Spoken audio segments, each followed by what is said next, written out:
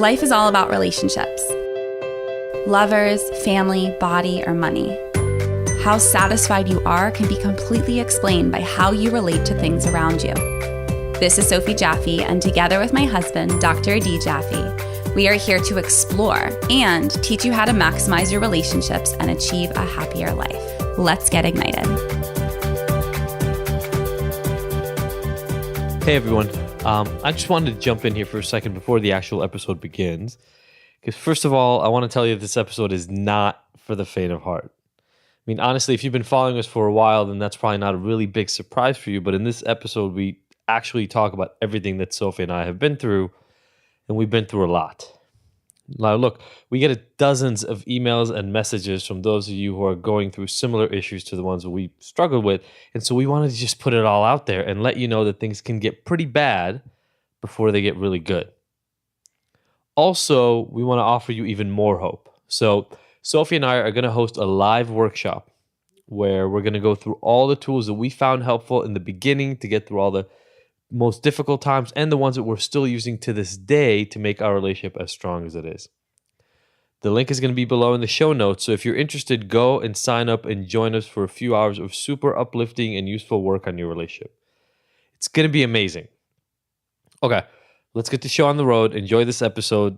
It does not get much more raw than this.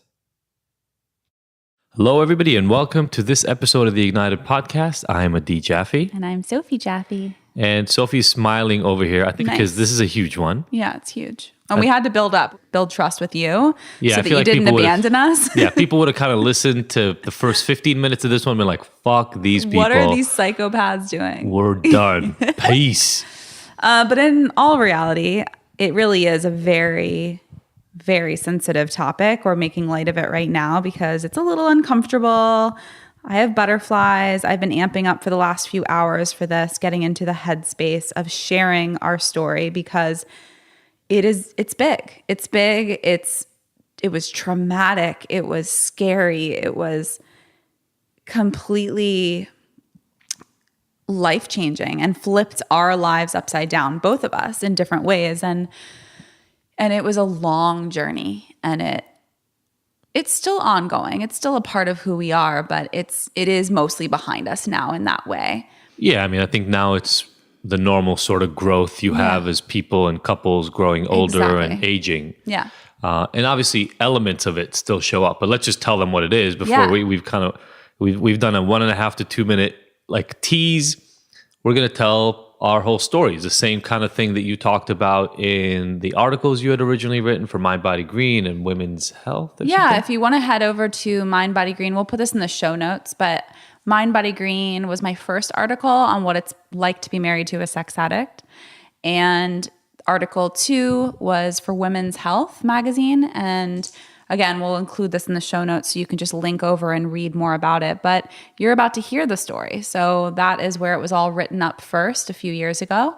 And now we're going to tell our story here on our podcast. So this type of story is exactly why we started this podcast, because Adi and I have really profound conversations with people in our lives and each other that blow us out of the water and inspire us and help others. And this story about quote unquote sex addiction, cheating, infidelity, betrayal, trust, all of these things, love, this is what drives us to continue to tell our story in hopes that it helps even just one person. And it has. It's helped so many. Yeah, that's the thing, is it's not about hope anymore. Like we know this makes a difference in people's lives, and we wanted to go so much deeper and offer so much more help. And that's why we started this podcast. And even if you're not experiencing this kind of stuff, there's a lot of nuggets in here. So I encourage you, even if you're not in a relationship, even if you're not married, even if you haven't experienced cheating or anything like this, it doesn't have to be verbatim exactly what we're talking about here. It can just be breaks in trust. It can just be, something happened and he lied to me, she lied to me, betrayal, family. We are going to cover so many different topics within this larger umbrella. Yeah. So just know that, listen to this with your partner. Listen to this with your best friend. Listen to this when you have time to really hold space for the vulnerability of being human. Yeah, especially those of you who've written us that this is something you do before work, or this one's challenging. I mean, I don't know. It's challenging to us to talk about it, so I assume it's also challenging for some people to listen to.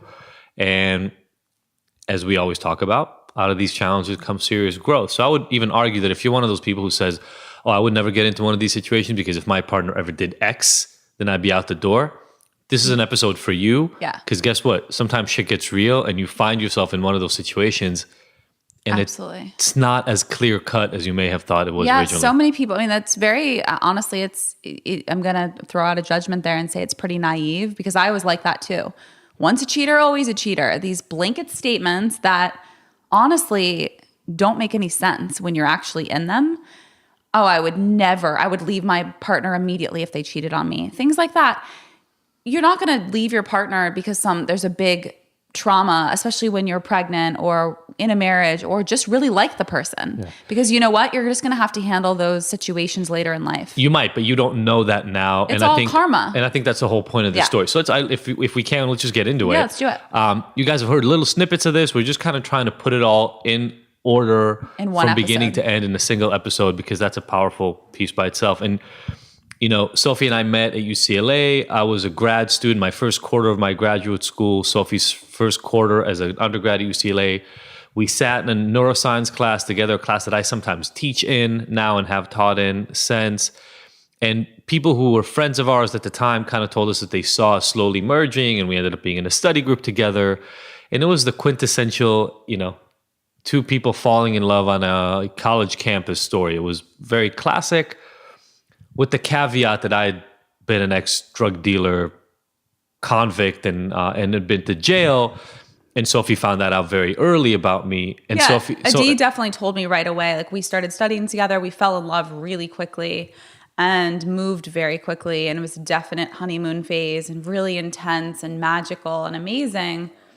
And then within the first few kind of quote unquote study sessions, hangouts, Adi shared, like, look, this is my past, this is my history, and this is typically when girls leave.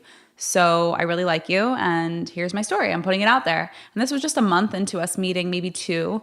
And we met in the beginning of October, and this was around Thanksgiving that he told me this. Yep. And to me, it wasn't scary. It wasn't something that turned me off. It was actually something that inspired me. And I was like, wow, you've got serious depth, and you are now in the #1 university for psychology for your PhD, and you went to jail, and you were a meth addict. Like, you overcame the odds, and that inspired me because you're human, and you were standing before me in graduate school at one of the top universities in the world for psychology and doing the work. And that to me was like, okay, this is someone that I do want to get involved with. Yeah. So that concept of transparency was pretty big for us from the beginning. Yeah.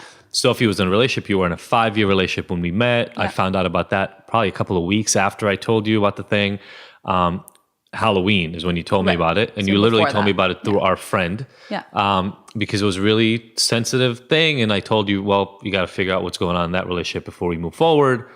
Long story short, we ended up dating. And pretty quick after we started actually dating, you actually went to court with me for all the weirdos that think I'm making this stuff up. Sophie sat in court with me as the judge let me off of probation after about 4 years of being on probation after I got out of jail.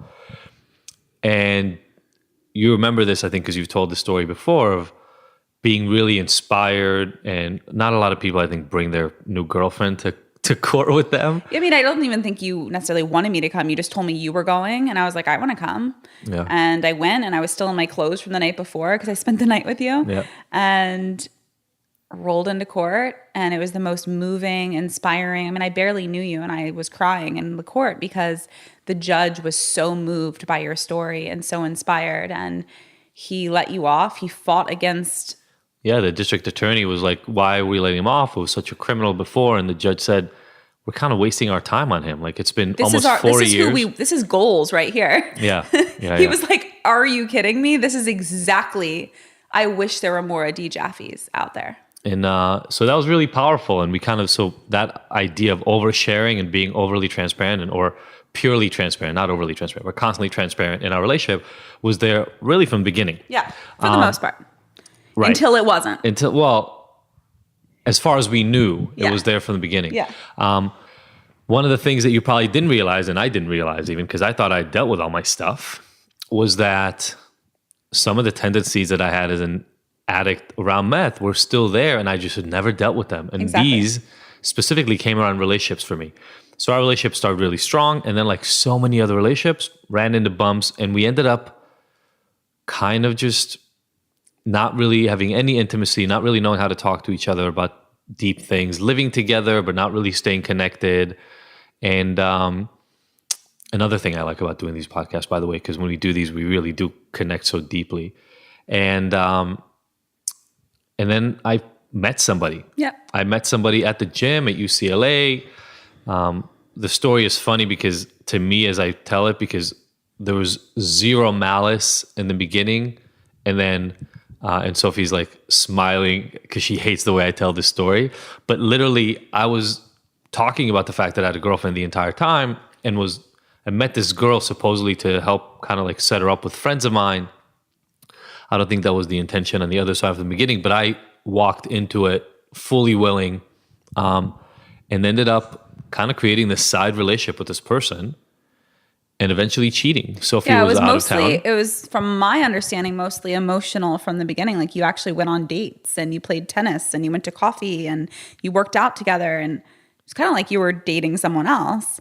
I don't know where I was during all of this, but you somehow found the time while getting your PhD to date two women at the same time. And then, yeah, it's kind of like you found that rush or that drug or that honeymoon phase all over again. Like, exactly. It phased with me. So you were like, oh, let's go get that high. Yeah. And then there was cheating. And then there was... So then you went out of town. Yeah. You were on a volunteer trip. I went to Guatemala for about a month, volunteering after I graduated. And when I got back, you came to me and said, we need to talk. It was like honestly, I think it was a couple of months after you came back. It was a while. But yeah, right. So my girlfriend goes to volunteer with needy children in Guatemala, and I meet some woman for drinks and have sex with her. I mean, like, for those of you who've left creep comments, this is the ultimate. Like, feel free to leave them on this element of the podcast because it was shitty. Yeah, let's not leave mean comments. Let's just not. And let's just hold space for each other to be human and make mistakes. And to me, the fact that we sit here and own who we are and all of our flaws, I think if you're the type of person that wants to leave a mean comment, then this is the time that you leave, because I don't actually agree with that. I don't think you should be leaving any negative comments like that. If it's a criticism about the actual show, 100%. But if it's something that is just about a personal judgment, I don't think that that's appropriate. All right. So fuck off. You can DM me your personal shitty comments so Sophie doesn't have to see them. I'm okay with it. I fucked up. Like, there's period, point blank. There's no excuse. There's nothing. I can talk about my past and all the things I got to own, but that's where it is. Came clean. Actually talked to my dad, because my dad had a cheating history, and talked to my dad about it before I went, and he kind of said, like, you got to talk to her about it. Went to Sophie, or actually I called her. I remember I was at our home gym at the building we used to live in, and I called you. I told you I got to come see you. I pretty much knew that you probably knew what that I was going to drop some stupid, ridiculous I felt it. thing. I was gearing up all day for it. And I came over. We walked around outside your parents' home, and we walked once around the block. I told you what had happened. You asked me a bunch of questions that made me feel really uncomfortable, kind of wanting to throw up in the bushes. I didn't throw up in the bushes, and at the end of it, you said, I have to break up with you. And I said, yeah, I figured that's what you would do, but I had to tell you. And we broke up. And we like legit broke up. It wasn't, people see us now and go, yeah, well, that was a phase you went through. It wasn't a fucking phase we went through. You broke up with me. Yeah. We didn't talk. You would literally only call me if you had gotten like drunk or lost control. And that happened probably 3 times in a year. And we didn't see each other. Right. Yeah, at all. We were done. And according to my brain and my heart, I had completely shut down as a protective mechanism, because I was in an abusive relationship before. And I promised myself I would never let something like that happen again. This was a different type of abuse, but there's not a chance I was going to stay with someone at that point in my life when we weren't married. We didn't have any major commitments to each other. It was like, I was young. I was 21, 22 when this happened, when you cheated on me. And to me, it was like I have my whole life ahead of me. And I did have that perspective, although I was deeply sad because I remembered, we both knew that it was special. What we had was special. And I didn't fully understand like the why behind, and maybe you didn't either at that time, the why behind why you cheated.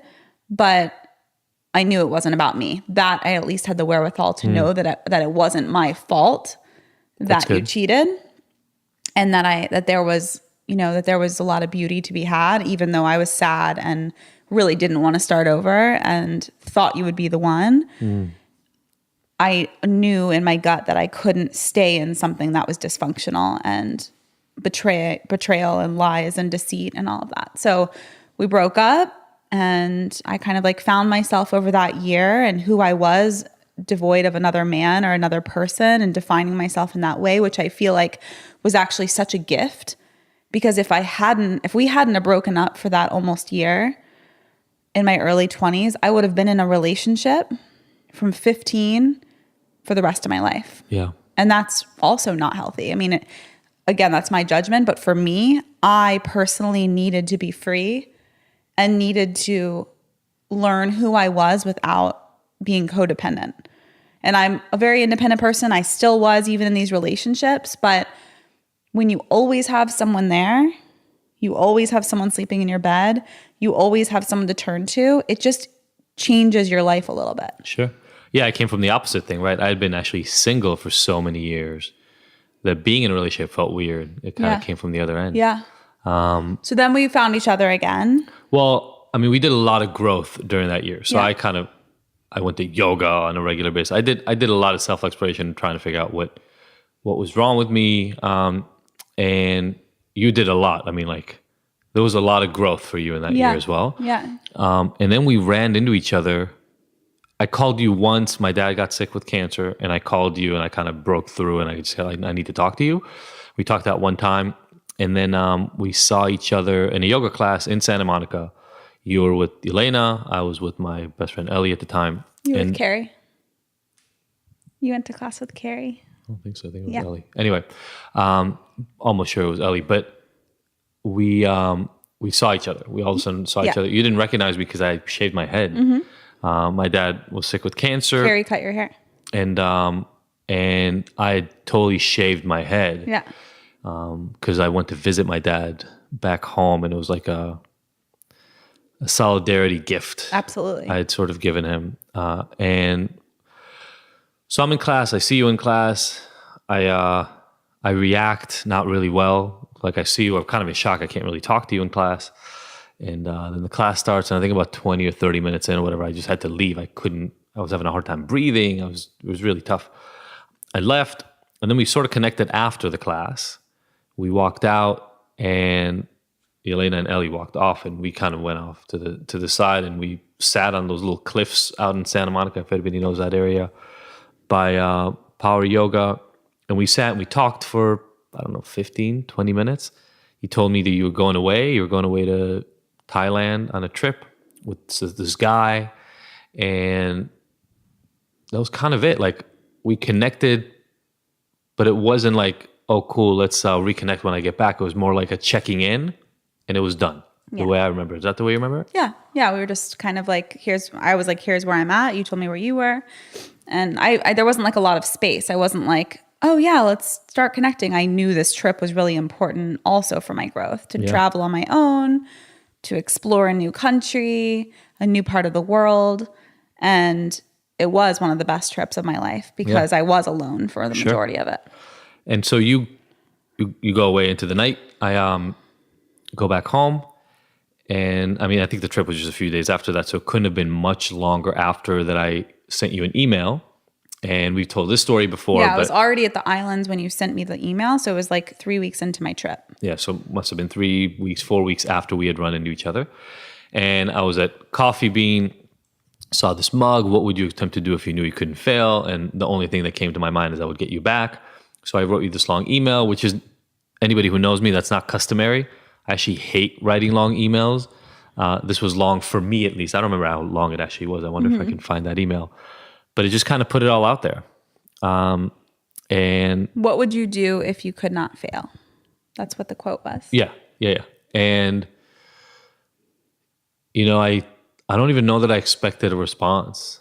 I just knew that you had to put it out there. I was going to put it out there. If that was the thing that I was going to try, then that was the thing I was going to try. And then I got a call from you. I saw a missed call. And if anybody remembers back in the cell phone days where your phone wouldn't tell you that it was Thailand. It wouldn't say that. So I just kind of saw a foreign call and I missed it. I read that I missed it. And I don't know if I called you back or you tried me again or how that worked. We got on the phone and you read the email and we talked for not long, like 5 or 10 minutes. And we reconnected and I just kind of accepted your offer. Well, you accepted my offer, but the way I remember it too is there were kind of like some ground rules even at the beginning. And we got to go see somebody. We have to see a therapist. We need to get help. If we're going to start connecting again, like at this point in our lives, if we're going to get back together, we need to really fix some things fundamentally, because I'm not entering back into a dysfunctional relationship and we don't know what we're doing here. So we need to fix these intimacy issues. And so you came back. I ran to the airport to see you and like hug you and kiss you, but then your friends picked you up and you went and hung out. I don't even remember how we kind of reintegrated and started hanging back out because your family and friends fucking hated me. Yeah. I was understandably persona non grata, as they say in your social circle. And so do you remember how that even... I think it was just slowly, and we started seeing a therapist, and eventually I moved back into the apartment, and then my friend Heather died. This is over a few months now. Yeah, my friend Heather passed away from my hometown, and she was my very best friend. You came back with me for the funeral. It was a pretty powerful time, and I feel like it was a gift that you were there during that time for me. And my friends, you were kind of like our rock. We were all just a mess and just a total unexpected death. And if you actually go back to the podcast with Rochelle, you can hear a little bit about my best friend Heather and that death and what we learned from it and how I still hold her with me all the time. That was one of the first, I think our third episode was with Rochelle. About death. That was early. Very powerful episode. So then we quickly actually got engaged like a year after that. Like within a year of Heather dying, we got engaged because my grandmother was dying. And I really wanted her to know that was happening. I knew she wouldn't make it to the wedding, but I wanted her to feel... Yeah, I think we announced it at her hospice center. Yeah, her little home. So... yeah, I mean, we moved quickly. We were still deeply damaged. I was really scared. But like I knew, based on the fact that I tried to get you back and that we got back together after Thailand. I mean, I remember I picked up my dad and my mom. They were visiting. We went on a trip to Palm Springs, if you remember. Yeah. And we talked then, which was probably 9 months before I actually proposed. The only reason we were getting back together is because I thought we were going to get married. Sure. At that point, we were like, we're doing this. We're in this. And we were fully committed to that idea. Which is important because I'm saying like, it wasn't as if it haphazardly happened. It was like... with the intention. There was definitely an intention behind it. Of a real commitment. Yeah. I think that's a big thing is that we aligned at different points in our relationship in asking each other and ourselves, do we want this for the long haul though?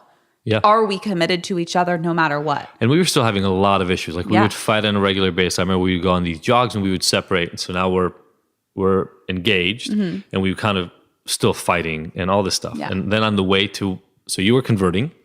Again, I was converting to Judaism. These stories, like as I'm thinking of the stories, the word asshole just comes up in my head repeatedly.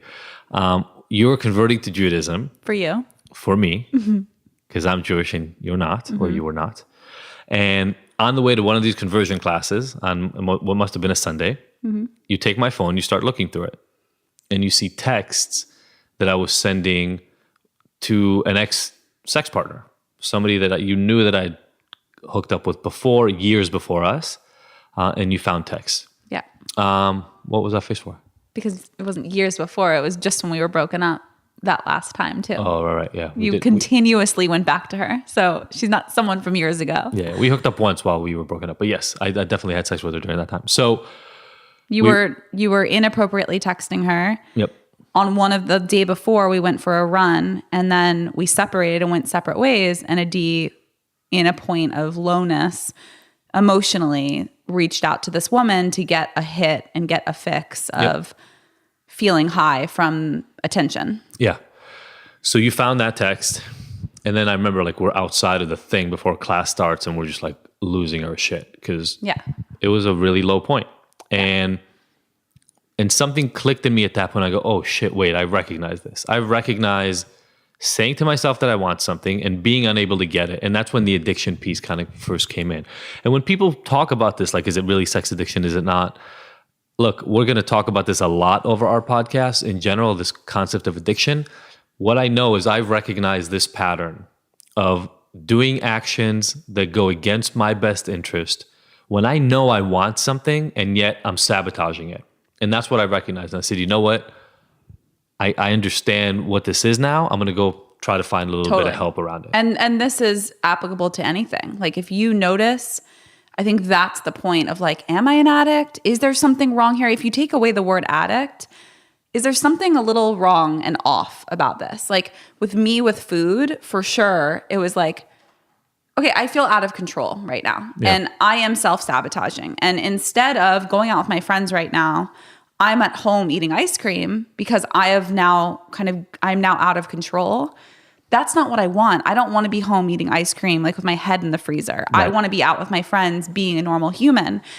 And that was kind of like my own understanding as well. And I think you actually said this about an addict.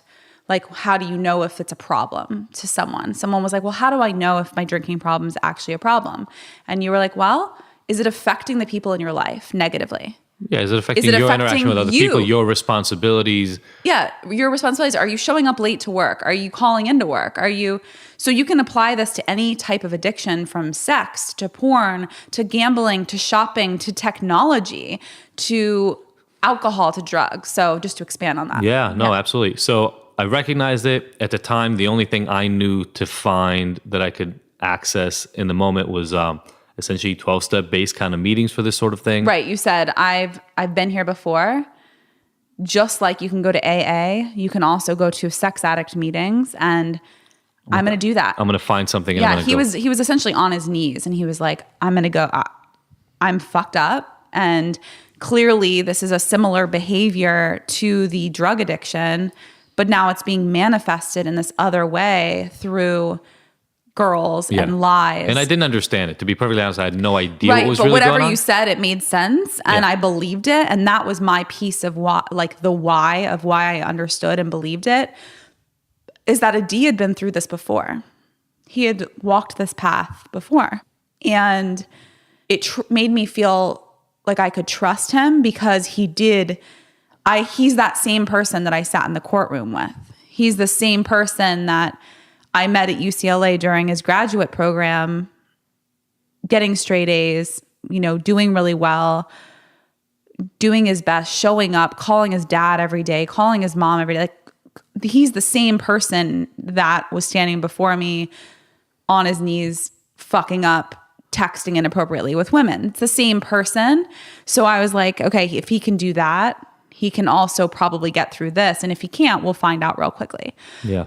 And don't I wish that that's as bad as it got. But I started going to meetings. I started talking to people there. I started kind of going pretty regularly, like at least a few times a week, if not every day of the week for a while. But it was very much your thing. Yeah. I was disconnected. I was like, oh, you got a problem. You go fucking fix it. You go see your doctor. It was very disconnected from me. I had no idea what was going on, and I had no. We're still going to a couples therapist. We're still doing all that stuff. We were still seeing a couples therapist, but it was much more. It was disconnected from this whole thing. Sure. Yeah. Absolutely. I go to the meetings. I'm in the meetings. I'm finishing up a PhD. We now get married. I'm at some point in the middle of all this. I'm already seeing like a real like sex addiction kind of therapist. I think this is actually, it's funny because our timeline gets messed up right Yeah. around this point all the time. Yeah, it's confusing. But the point we is, get married. we get married, and even on our wedding night, we didn't have sex. Yeah. You were sober. So just like an alcoholic has to go have sobriety for a while. I mean, how And our else? intimacy was messed Our up. intimacy needed a recalibration for sure.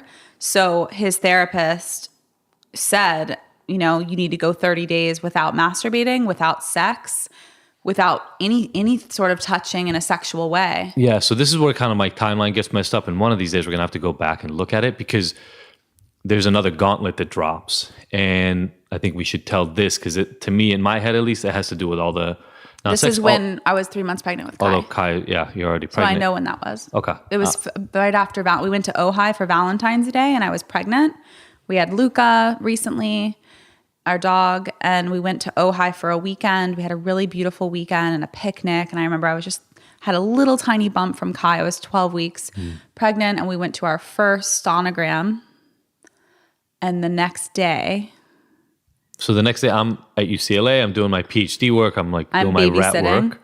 Yeah, you're at UCLA. I'm babysitting in Santa Monica. The baby goes to sleep, and I'm just up. And I had this suspicion. I had this intuitive feeling that I don't think I've ever heard this part of the story. So. Yeah, it just led me down a rabbit hole. And I don't even know what came over me, but there was something. And those of you that have ever been through cheating or found something that you wish you didn't find, it just led me to this thing. How did you find the email? I have no idea. Okay. I have no idea. And Okay. I mean, for hours, I was down a rabbit hole. And one thing led to another. I found a fake email address that a D had set up under a completely different name and an Ashley Madison account. So this was, in case you haven't heard of Ashley Madison, because I definitely did not. It's an online kind of website before there were apps. It's an online website for men who are supposedly married and in order to cheat. So you could then go meet up with women, you could email with them, you could have online sex with them, you could exchange pictures, videos, letters, anything you want, but you pay for it as a service. So he actually signed up for this before we were married and lied and said that we were married, which was even more annoying. And even more like, what the fuck? So maybe that's why I have a hard time with the timeline because I actually signed up for it before. Yeah. So from my standpoint, I get this call. I'm in the lab, The like basement. dissecting He's rats. in the basement of UCLA for his dissertation, dissecting rats. And I see you call repeatedly, Yeah. which you never do. And that's how I know it's an emergency. And I walk out and I'm holding the phone and you say, I found the email. And that's the only line that I remember from that entire conversation. And like my throat is in my stomach. My heart is like You were caught. in my legs. You were fucking caught. It was hard to breathe. Yeah. I was gone. And beyond caught, it's like you were fully seen. Like if you take away the negative connotation, like you were fully seen, which must have felt like later really freeing, but in the moment like shit, because it was like these dark. I mean, I think it's good to say fully seen. I felt the same way that you would feel if you kind of like you think you're sleeping and you open your eyes and you're actually butt naked in the middle of the mall. Yeah. Like that was the feeling I had. Like so much shame. I couldn't breathe. Like I couldn't swallow. I was just gone. And I remember that. I mean, I'll never forget that moment for as long as I live. It's now been 9 years or something. More than that, yeah. And I'll never, I mean, it'll never leave me the sense. It's like being shot or something. I don't know, like something like the equivalent of that PTSD after that moment. And I don't mean to, I'm not talking about it like it was my trauma. It was your traumatic moment. But yeah, I got fully naked in front of you, which were the only person that was really, really close to or cared what they would think of me in that moment. And I knew that it was up. Like I had no idea what was coming on the tail end of this, but I knew it wasn't good. Yeah. And we came home, we came to our apartment, we were married, I was pregnant. I looked up abortions. I took my wedding ring off. I threw it at you. I was pretty much done. I was like, I can't believe we're back in this place. you've been going to these meetings. What a bunch of shit. Yeah, this is like a year into that. Yeah, like this is a year into that. This is now several years after the first cheating. Like how I couldn't, my reality just completely flashed before my eyes, and nothing, like up was not down, dark was not dark was not light. Like every single thing was flipped like the upside same level down. of confusion you're having right now was there. Trying to explain it, but like dark wasn't dark anymore and light wasn't light. Everything was just confusion, and I didn't trust anything. Yeah, and in the spirit of what everybody else told you, by the way, cheater always cheats, like it was right there. Yeah. Like I was proving that right. I cheated and you took me back, and then I was texting people and you took me back, and then you found out I was having like, and just so we're clear, like essentially having like online sex chat and exchanging pictures with women online. Yeah, he didn't actually meet up with anyone. He was too chicken shit. But I went through every single letter, every single email, every single exchange. This secret identity that must have sucked. I'm sorry. It sucked. Every single like letter he exchanged with these women, and like they were pretty intimate letters. And he went online and had like video. Like I would be in the shower for like 10 minutes and he would get online and video chat with someone. Yeah. Like what the fuck? Yeah. Like how? It's insane. And like that layer and that level of betrayal of like, again, I'm just going to take a shower and my husband is in the other room inappropriately connecting with another woman. And that is horrifying. That is just, it's like, it just made me feel like the shittiest shit on the ground. Yeah. So this is why I'm always confused with the timeline. The way I remember it is this is when I actually did that outpatient thing in a local center here. And we spent whatever money we had on getting the help that we could. Cause it was like, it was that or we're done. Yeah. And that was the thing that he's like, so he basically again was down on his knees. This time he's crying and he's like, this is it. There is nothing else. You now know everything. And apparently this sort of online stuff he had been doing since he was a drug addict. So like I overlooked, because I wasn't looking for it, but like I overlooked coming into his graduate housing several years before that. And there were remember IMs? Yeah, this was like instant MSN Messenger or whatever. Yep. And he would have like sideways smiley faces up on the screen, but I wasn't nosy and I trusted you. So I didn't go there. I just kind of like took it at face value. He's a friendly guy, like great. Yeah, and it was a part of my life, I mean, since like the MySpace and before that days. It makes sense. Like I never went down that path online, but it makes sense that once you can be online hidden behind a computer screen, that you can find porn. And then instead of porn, like why not connect with other women who are like horny and blah, blah, blah. Oh, and now I can pay for this. And now it's a service. I mean, it makes sense that this other dimension would contain that, just like in the real world, there's prostitutes and there's, all these different things. So, but it was definitely like porn, a way to escape. Yeah, to kind of, or the way I talk about it with clients now is like, be certain that I'm going to get what I want without really putting in the work that you have to put in a normal relationship. So whenever I would need something, even in our relationship, I would go to that to get it, which means I wasn't even showing up and present to our relationship because I didn't need it anymore. Which was just perpetuating our problem of intimacy because you were getting it from somewhere else. So then this issue that I felt was my fault and my fault alone because I had been in an abusive relationship then was accentuated because you were getting it somewhere else. Yeah. So now that's where we're at. So now we're several months pregnant. Adi is in rehab. It's an outpatient program here in LA. You want to tell them the name? Should we? I mean, it was called the Center for Healthy Sex. Yeah, Center for Healthy Sex. We kind of worked out. There was a couple that do this like intensive week to 2 weeks of thing, but we did whatever we could afford. We couldn't even afford the real program. I think it's just good to share resources for things. Sure. Yeah. So there's 12-step meetings. We found a really great therapist. I saw someone individually, you saw someone individually, and we saw someone together. And then he was doing this outpatient, really intensive rehab, specifically for sex addiction. Yeah. The reason I'm always weary is we've moved actually far past the sort of stuff that these places do, but it's really good for crises. Oh, yeah.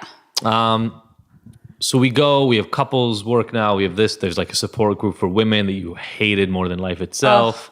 I mean, what I have to say to anyone that's going through this is you have to find someone that's a good fit for you. So if your therapist makes you feel nauseous when you leave, you got to find a new therapist. If you go to a support group and you cry every time you leave, find a new support group. And I kept trying to like muscle through it. I'm like 7 months pregnant, huge, uncomfortable with my first baby. And I would go to these support groups and it was just not a good fit for me. Yeah.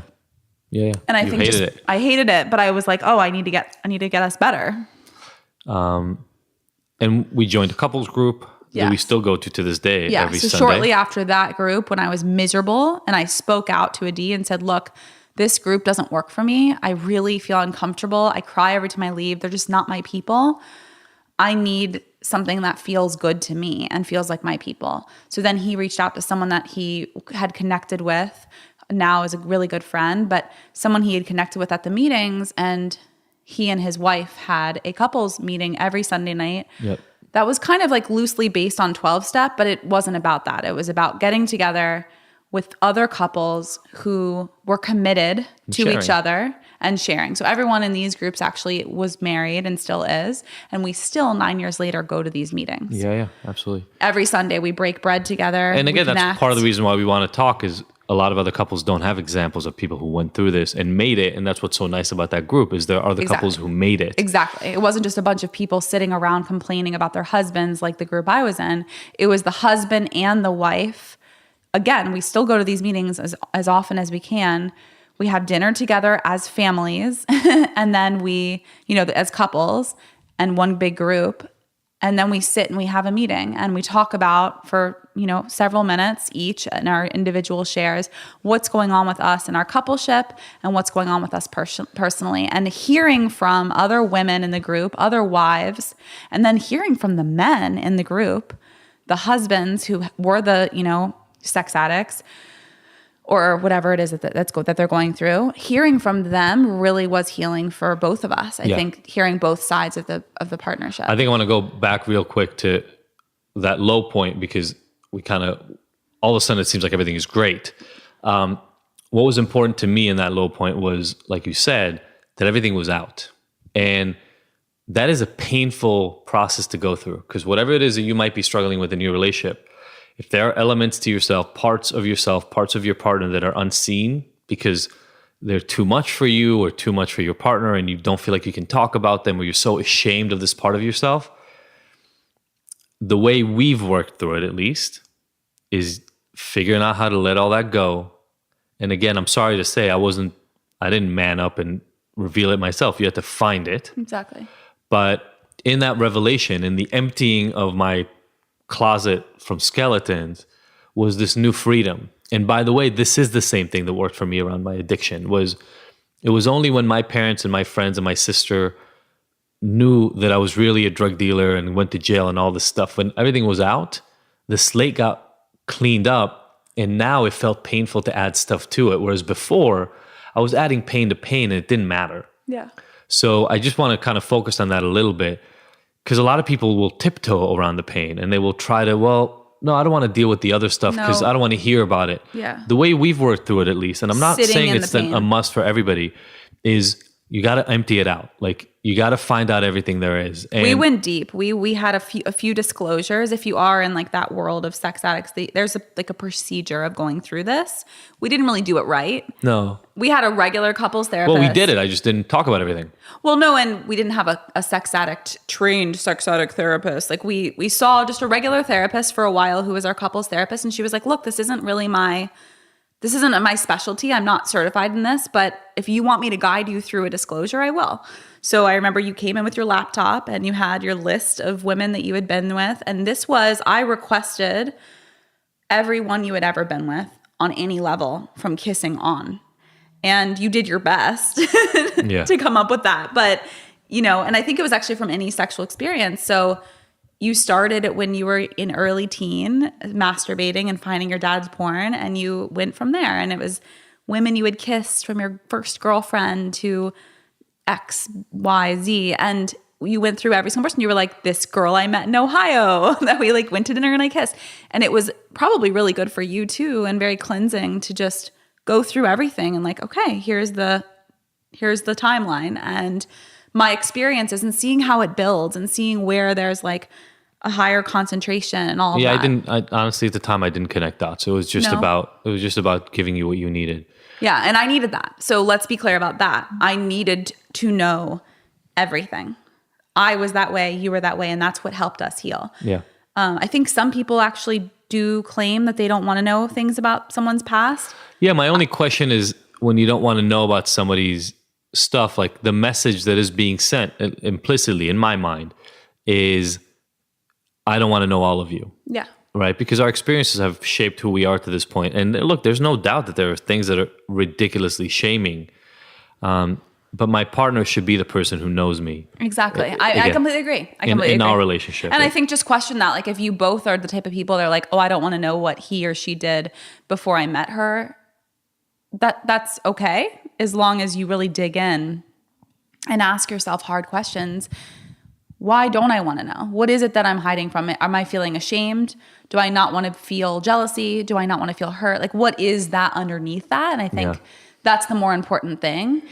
For us, putting it all out there really made a difference. And so the first like, oh my God kind of shock after obviously my fucking up was doing that disclosure and dealing with, I mean, you wanted to know, but you didn't want to know, right? Like you wanted to know, but it caused pain. Of course. And so then the shockwaves of that, and it was weeks and weeks and weeks and months of pain that you now have all this information that you have to process. Yeah.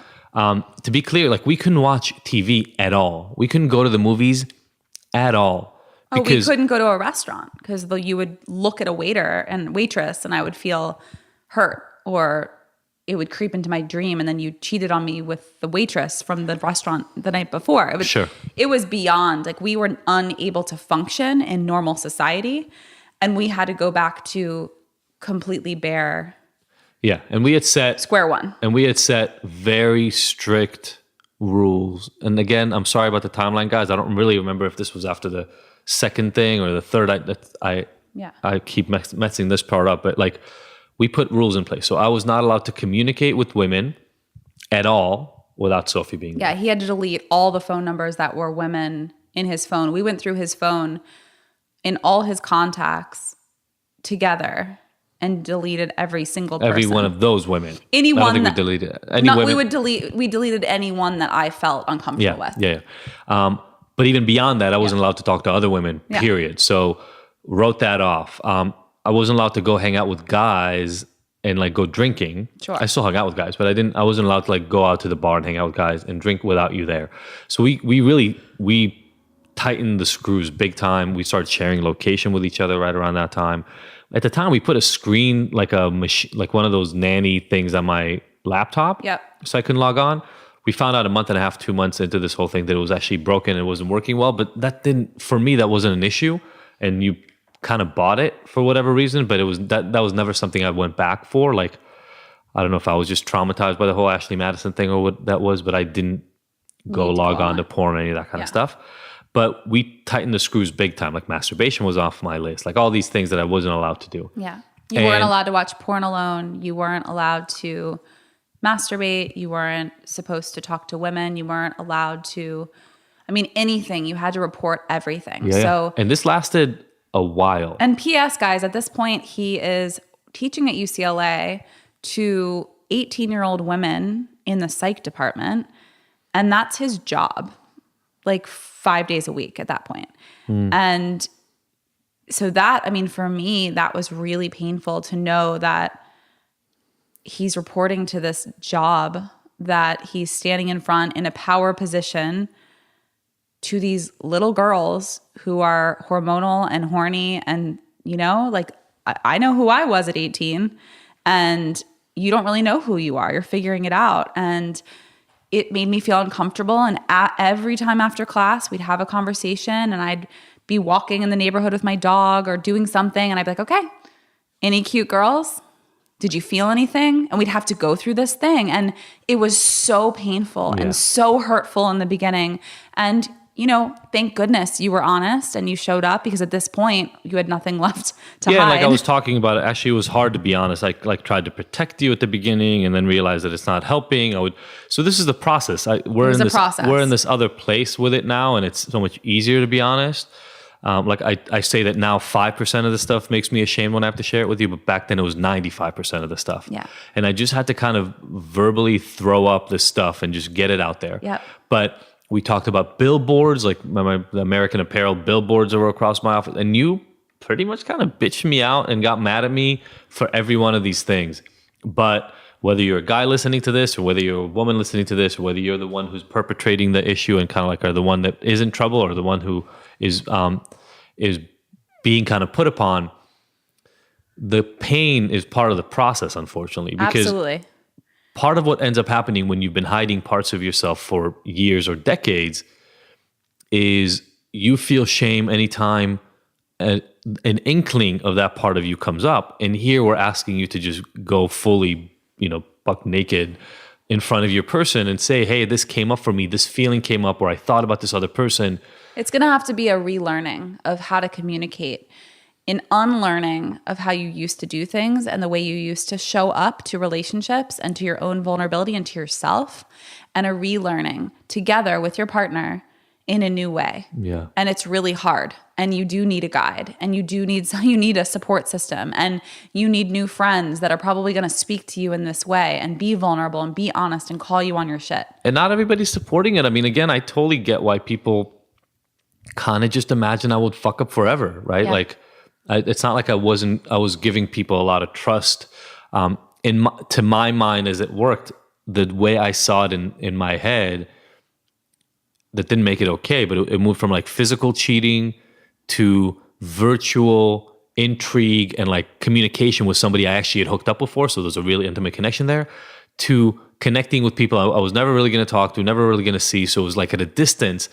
And what I was trying to do is at every step, do less quote unquote cheating while still getting the hit that I needed. Exactly. But the realization was it's the same. Trying to get that hit that is the problem. Exactly. Not the specific action. People and you're still getting high. You're still getting high. So this is why I have a problem with if my partner ever did X, I would leave. You think that's a clear answer. Like if they ever cheated on me, what's cheating? Yeah. Like if they watch porn, is that cheating? If they watch a live video chat, is that cheating? Like at what point is it cheating? Exactly. Versus to say something else. If I recognize that my partner is not being truthfully intimate with me, then that's something we're going to have to work on, or I'm gone. Mm-hmm. Right? Like if my partner is not willing to work on intimacy with me, then I'm gone. There's a totally different thing. Exactly. So we worked a lot. Like we were seeing our therapist 2 to 3 times a week for a while. We dove all in. And the good news for anybody listening right now and expecting, there is no other big shoe to drop. I didn't screw up again for the remainder of our relationship up until now, but the story's not really over. We were doing well and working on a relationship and becoming stronger and stronger in a relationship. But I think this is something, Sophie, that you finally shared in one of the recent episodes. I don't think it's come out by the time we put this out. But then your story wasn't done. No. This was 3 years ago? Yeah. Yeah, so 3 years ago. And I felt safe. We had boundaries in place. We were in a pretty good place in our relationship, pretty normal. There was a place every once in a while that like a slight deviation from the boundaries would happen, but they were tiny and they get caught really, really quick. And our boundaries had 3 different levels. So inner circle was like non-negotiables. You may not do this, or it's going to be a big trouble. Like we're going to have to go to 3 times a week for therapy, and I might leave you. And like the inner circle was big. It was like cheating with someone outside of our marriage, porn without me there, like really specific things that were inner circle. And those changed over time. Yeah. So now you can watch porn without me. I don't care. You don't do it. I don't, but you could. Yeah. Because that's not what it's about for me. I'm not worried about you going online and seeing some person virtually for me now. Sure. And where we've come is pretty crazy, and we'll get into that later episodes, but we are in a way more trusting and open place than we ever were, even at the very beginning. So we definitely have gone through lots of different levels of this. And so safety was there. Safety was there with a D.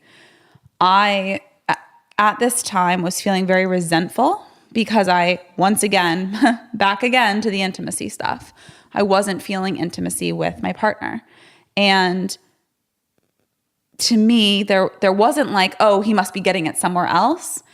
It was just this piece of resentment where I felt like, when is he ever going to connect with me? When is this ever going to get past this broken record of me begging him to just be closer and give me more affection and all the things I felt I was needing and expressing, and he refused to do. And at this time, he was working all the time.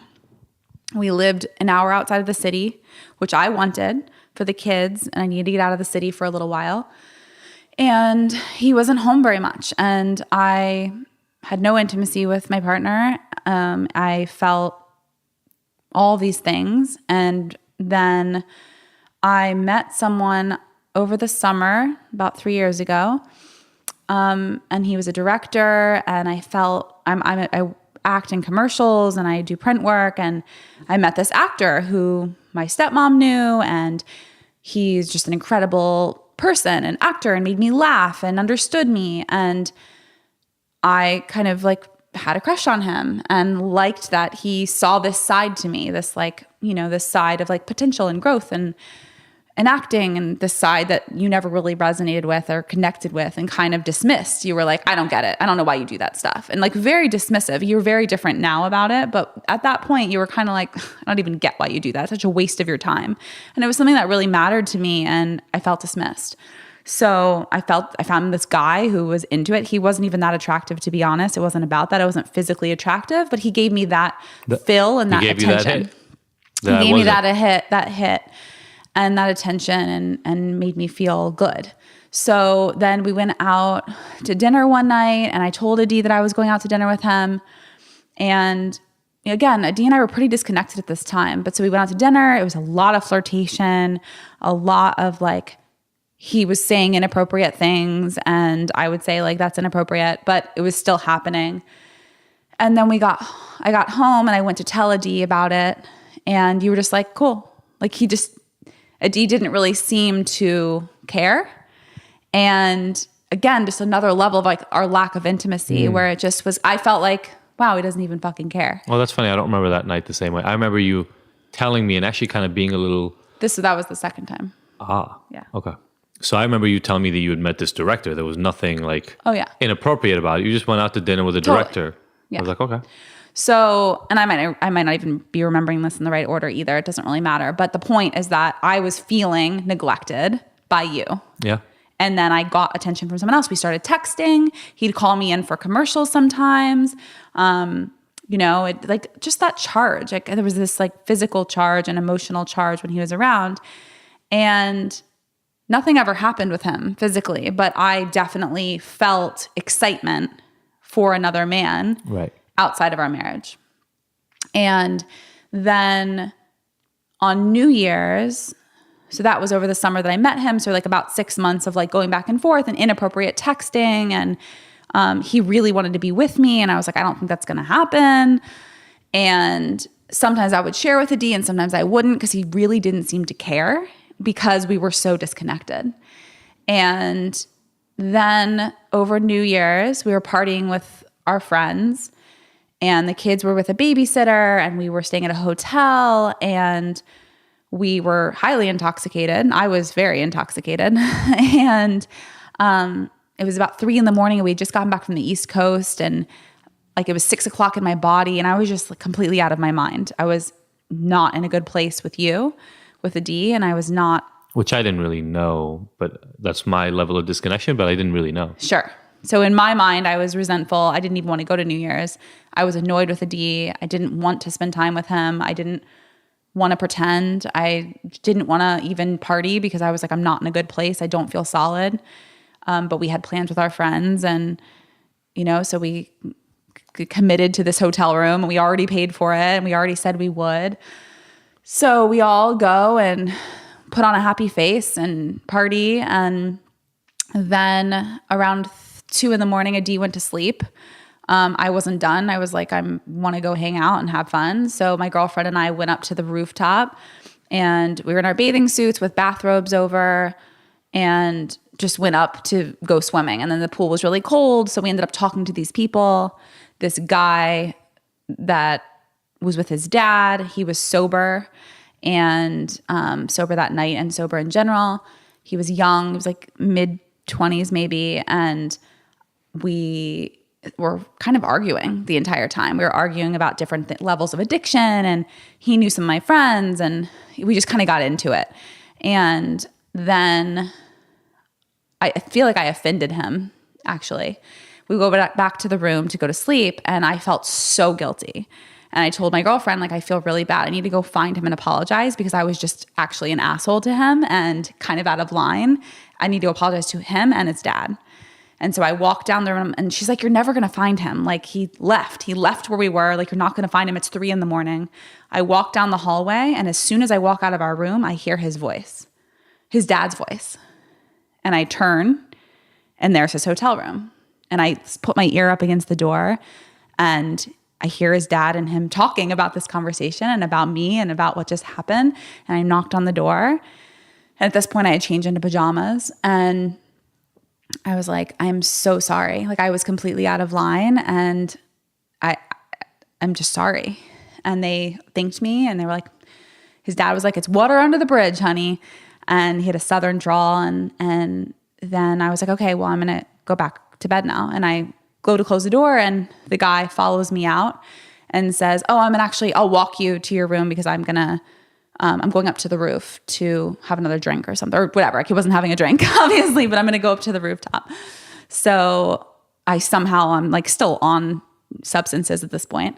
So I like kind of follow him up the stairwell, and we get up to the hallway, and then we're standing out in front of the hallway, and I don't remember exactly what he was saying, but just saying things. And he's like, come here, I want to show you something real quick. And he brings me into the bathroom, to the men's bathroom, closes the door and locks it behind me, and starts making out with me. And one thing led to another. We had sex. Even, in that moment, I take full responsibility for all of it.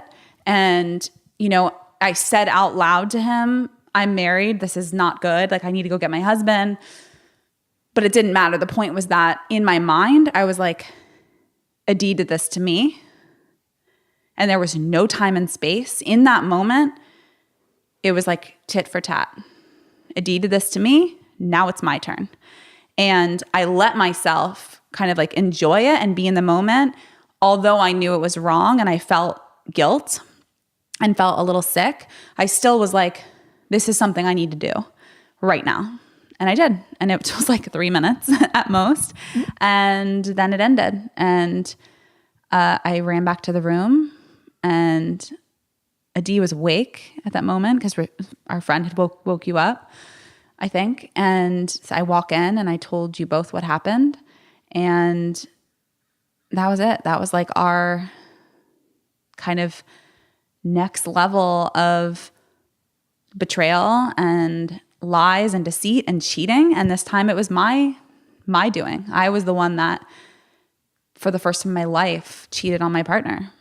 Yeah, man, just hearing that story right now, like, makes me shake a little bit. Same. For sure. Like clammy hands, shaking. I literally didn't think you were telling me the truth. Like, no. I thought you were lying. Yeah, my girlfriend, we were sitting on the bathroom floor in the hotel room, and I told them both, and they both were like, they just didn't believe me. And I kept being like, no, it's true. And they're like, okay, Soph.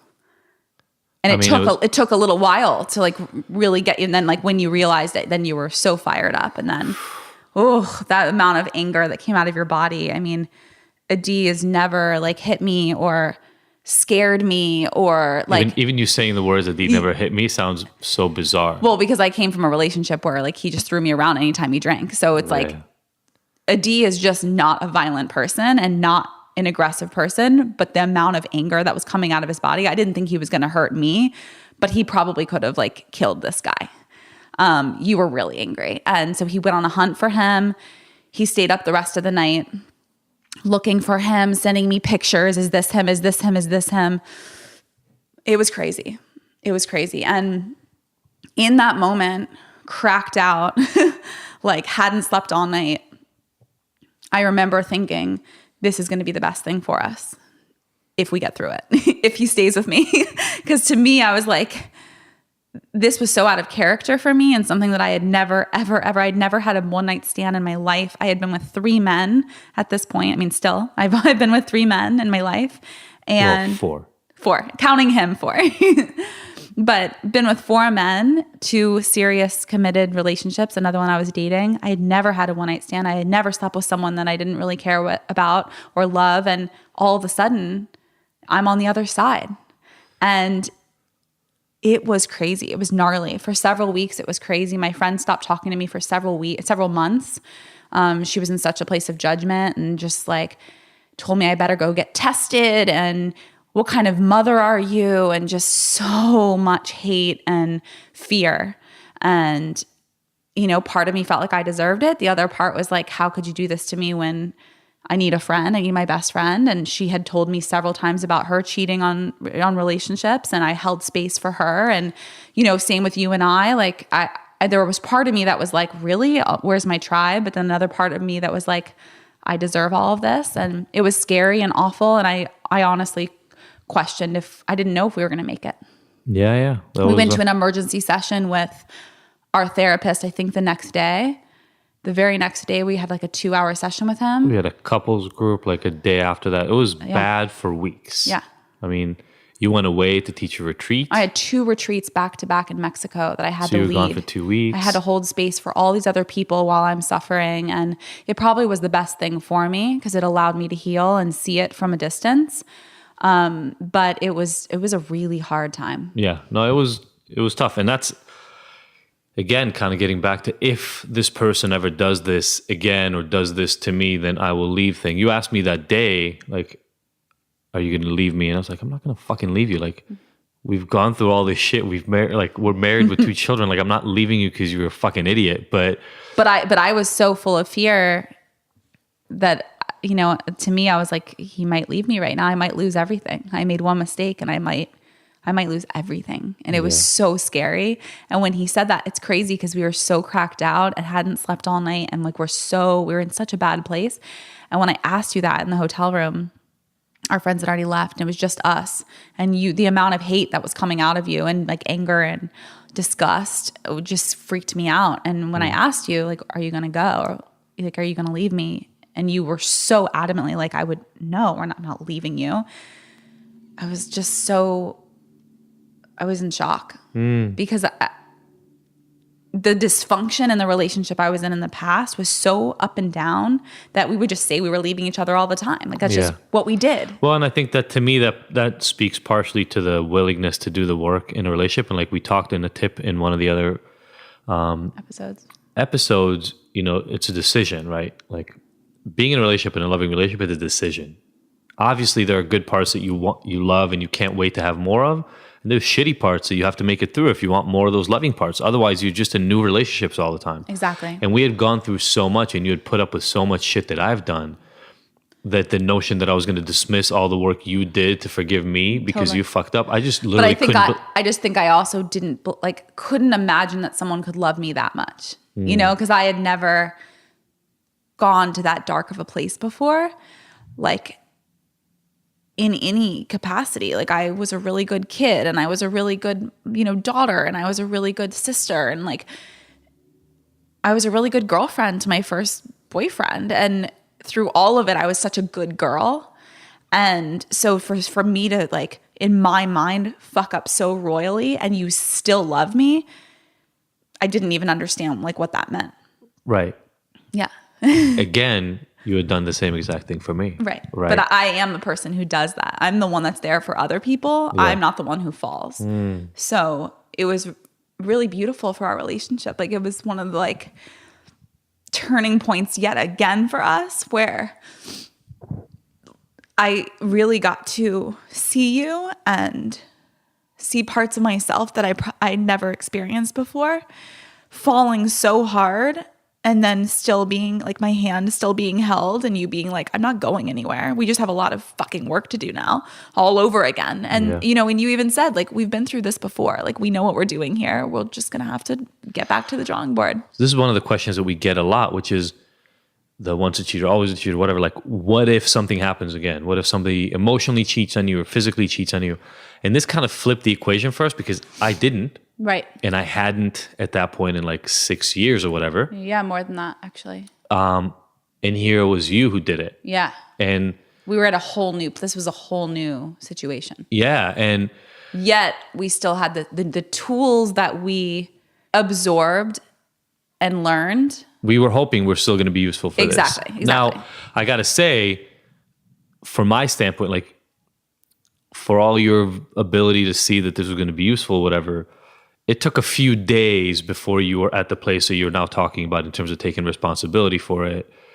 Like, we got into fights. Like, you were mad at me for 3 days. I was so bitter. I was in a place of resentment where I was like, this is your fucking fault. And you did all of this other stuff. And now it's my turn. And I need you to hold space for me and not punish me. No one needs to punish me because I deserve to do this. Yeah. I am allowed to also fall. And I am allowed to do things that all of you other people have done. One night stands and lying and all this stuff. I was so like in a place of power and in my like femininity. And it felt like I felt recalibrated. Like I owned my sexuality. I owned my femininity, and it was an extreme and it was dysfunctional and it wasn't good. It wasn't like a great thing, but it was something I needed for my healing. And well, we have talked about that for years. Yeah. Because through your relationship or whatever it was that happened to you in the past, you had kind of written that stuff off. Exactly. And then we went through our traumas. And so there was and still is like sexual problems for us to work through because of our histories. Yeah. But I mean, I remember there was one fight when we were in the car on the way back from that couples meeting where I did think it was done. Mm-hmm. Like I actually thought it was done. Like I was ready to leave you. You had cheated on me and you were threatening to take the kids away and leave me. Yeah. And I'm like, wait, I'm sorry, what? Yeah. And so the reason I'm saying this is for those of you who are still listening an hour into this interview, tough shit. Like this is not easy. It got scary. If we're keeping count at this point, at least 4 times during our relationship, it got actually scary. Like we are done. And at this point, we have 2 children. We've been married for, several years. We've known each other for a decade. I mean, talk about so much to lose. It was horrible. It was such a sad, horrifying experience because it felt like every layer we had more to lose. Every time that one of these things fell or happened, we had so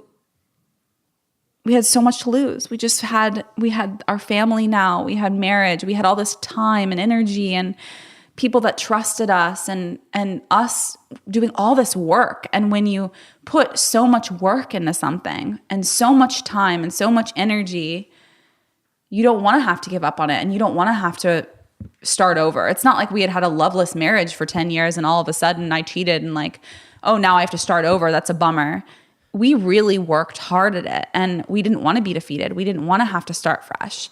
We both knew that we wanted what we wanted. And this was my time to show up and own what I had done and also not feel ashamed about it. Like there was that part to me at first that was like feeling very ashamed and dirty and gross. And I can't believe that I'm now that person who has sex with someone they don't love. And now I'm a cheater, all those things. And it helped me learn so much about you, about my partner.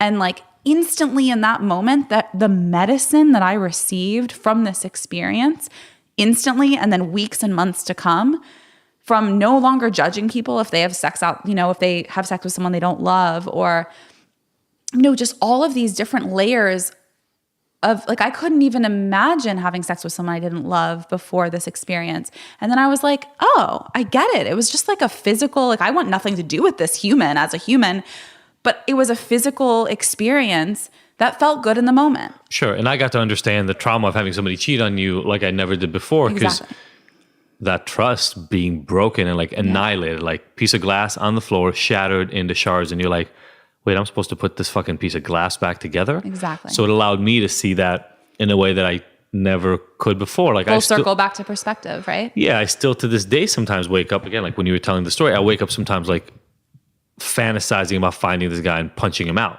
and it's not about a rational him. thought. And I have the same thing about Ashley, the very first girl. Yeah. So, when people ask like, what is too much? Honestly, that's up to you. But the question I ask on a pretty ongoing basis is like, is the person that you're with maliciously hurting you because they want to diminish you and make you suffer? Or are they fucking up because they're human and they screw up? And because they have flaws and they have some deep things that they need to handle. And they're doing the work to heal. Or they're willing to do the work. If at any point along the way, one of us said, there's nothing wrong with me, accept who I am. Or, yeah, I get there's something wrong with me. I'm not fucking doing shit about it. I'm not doing anything about it. Like, this is who I am. I've heard that before from men and women both. Like, this is just who I am.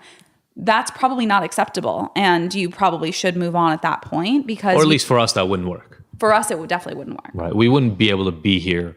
And maybe you're okay with it. Maybe you're okay kind of holding that space for somebody else, either until they're ready to or doing the work instead of them. You can't do the work for somebody else, though. So that's the thing, right? And so for us, even coming out of this, I think it actually taught you a lot. This is the session when we did that emergency session with our therapist where you actually said, well, if he cheats again, then I'm gone. And that therapist was like, really? Yeah, the therapist looked at me and was like, so let me walk you through a scenario. Adi cheats on you. Hold my hand through this. Adi cheats on you again and you leave him? And what does the cheating look like? At what level do you decide that you're going to leave? Right, this is the levels thing, yeah. And break up your family? Like if he texts a woman inappropriately, are you leaving him? Well, no, not for that. And then he kind of walked you through this.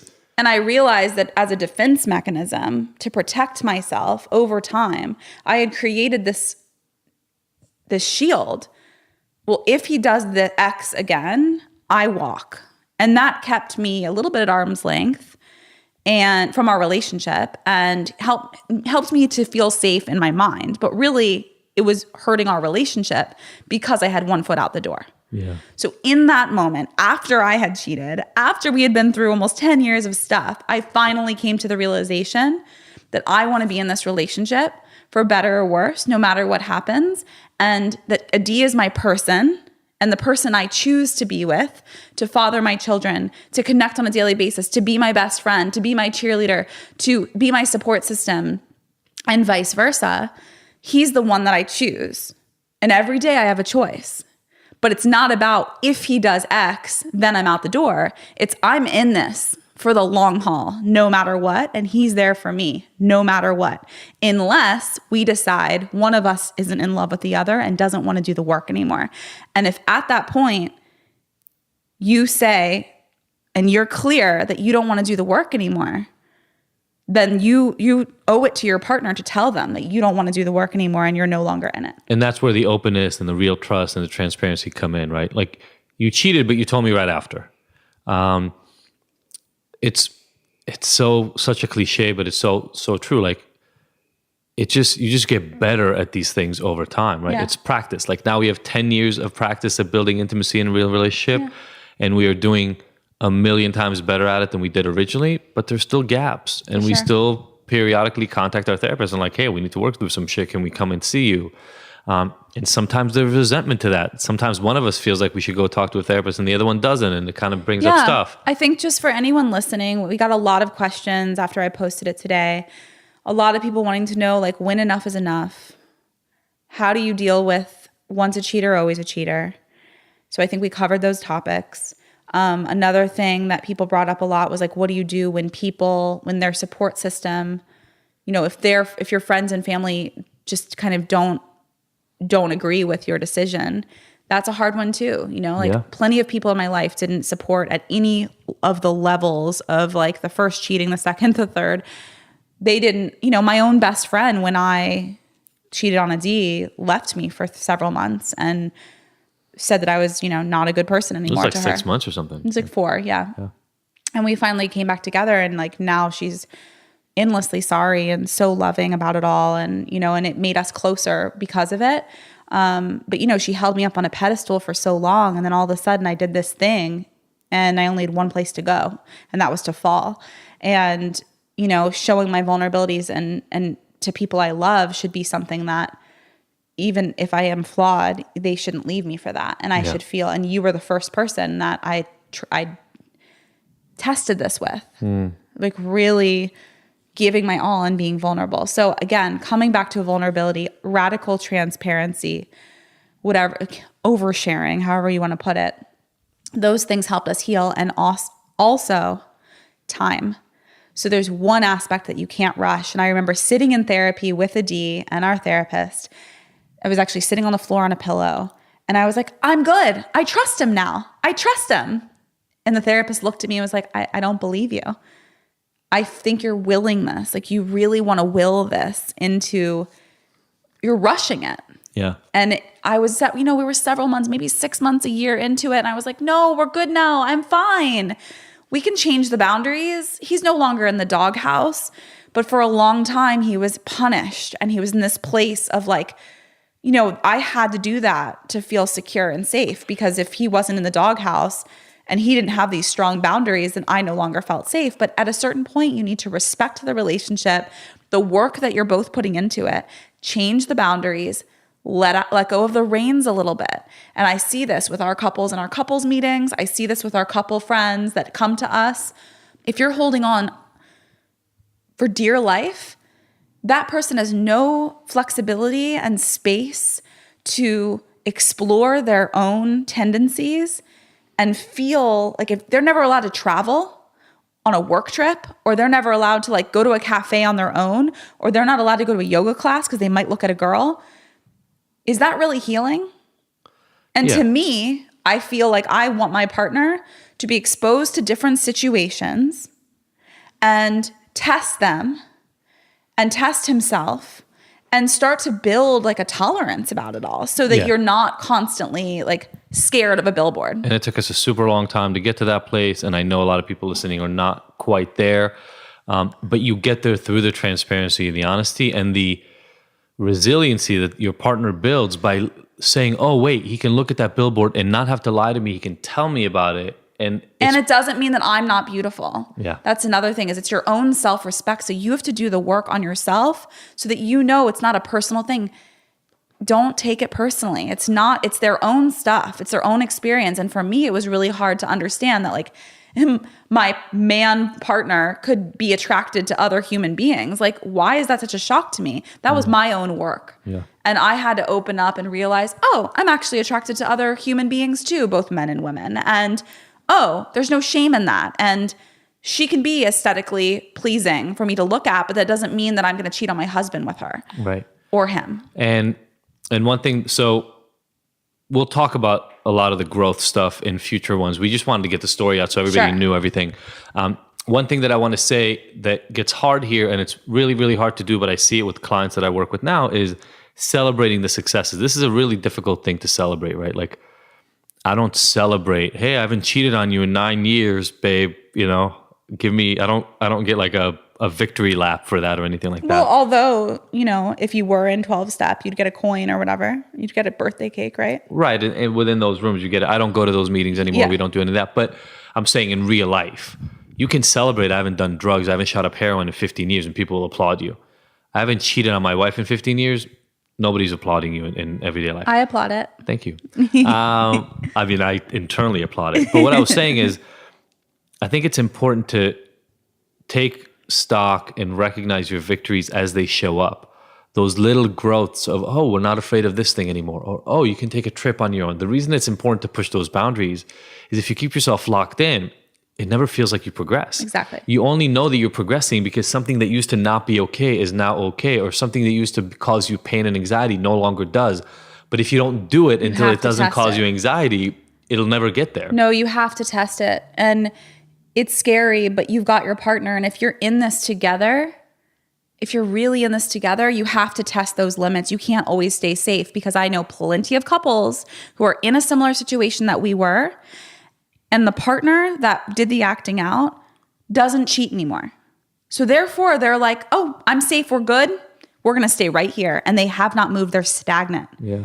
It's not just not about cheating. It's not about just not doing the bad thing. It's not about not just grabbing the beer bottle. It's about the tendencies. It's about the feelings. It's about the thoughts. It's about the relearning, the communicating, the intimacy, the vulnerability. It's about so much more than the act of cheating itself. Yeah, exactly. I mean, right. The whole problem, like we said, is I had learned to seek sexual intimate connections, which lead into other intimate sort of connections in outside things. It started with porn, then it led to other like... By the end, you weren't even physically touching a single human being. It was just online, and you were still getting high off that.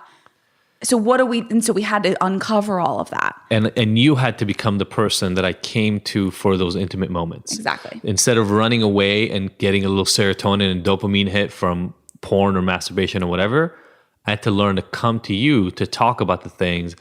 It's a little bit more work, but it lasts longer and it's much more satisfying over time. Oh, yeah. And you don't get that shame kick at the end of the whole thing, which you're like, fuck, I messed up again.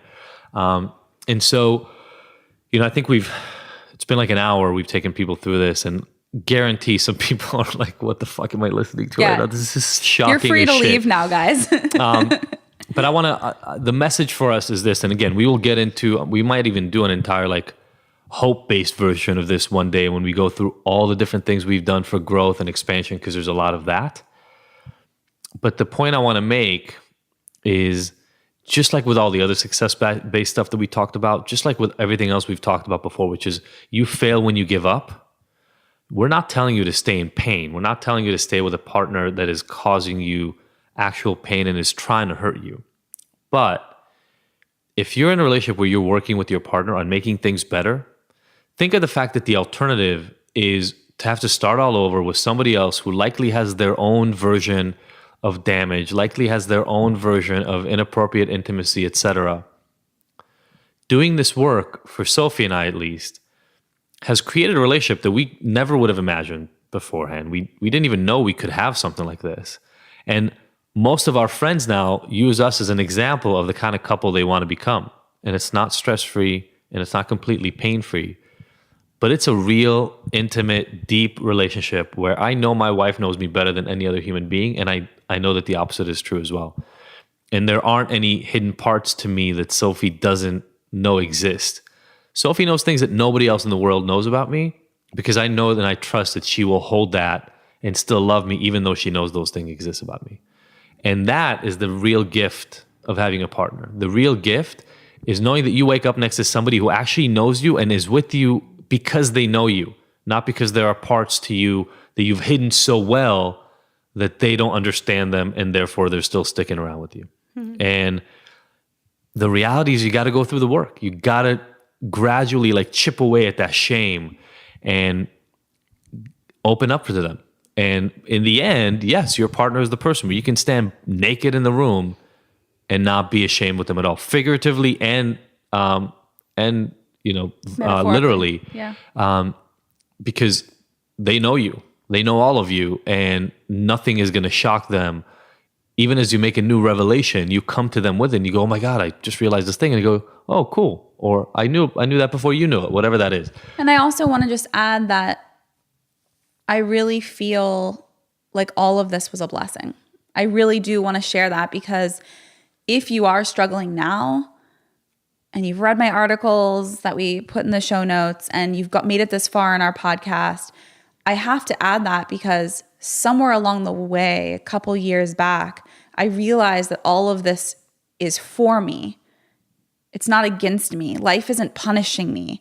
It's not like, oh, why do I attract these men and I'm the victim. I truly, in my gut, in my heart, in my soul, know that I attracted these experiences for my ultimate learning, for my ultimate growth, and to be the best human being I can be, because now I have gone through all of these experiences through my sexuality. I now know myself in ways I never could have gotten on my own, thanks to these experiences. Yeah. Were they hard? Hell yeah.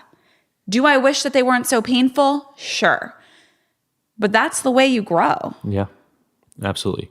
And in the end, guys, we wish for all of you, for you to find somebody that you are happy to do the work with. Yeah. Somebody that respects you enough to do the work with you as well, so that you get to keep growing together. And, next thing you know, it's 50, 60, 70 years later, and you could not fathom life without with them. anyone else. Yeah, absolutely. Because I believe personally that that's out there for all of us if we do the work. Yeah. All right. So thank you for those of you who actually stuck up to this moment. Thank you for sticking with us and listening to us.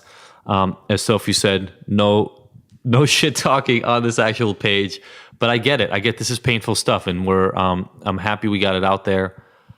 And we're going to go have a good cry now. I hope that it helped you all. Mwah. Love you all. Much love. Bye. Bye. Thank you, everybody, for listening to the Ignited podcast. We were so happy to have you along for this ride. Please go and subscribe to this. Leave us a review. We love hearing from you. And if you want more, don't forget to go to ignited.com, where all the podcast episodes are available with show notes and so many of the little details and links from each one of these interviews. And you can look at all the future events that we have going on, all the things that make Ignited so special, even beyond this recording. Again, thank you so much for joining us. We will see you next week.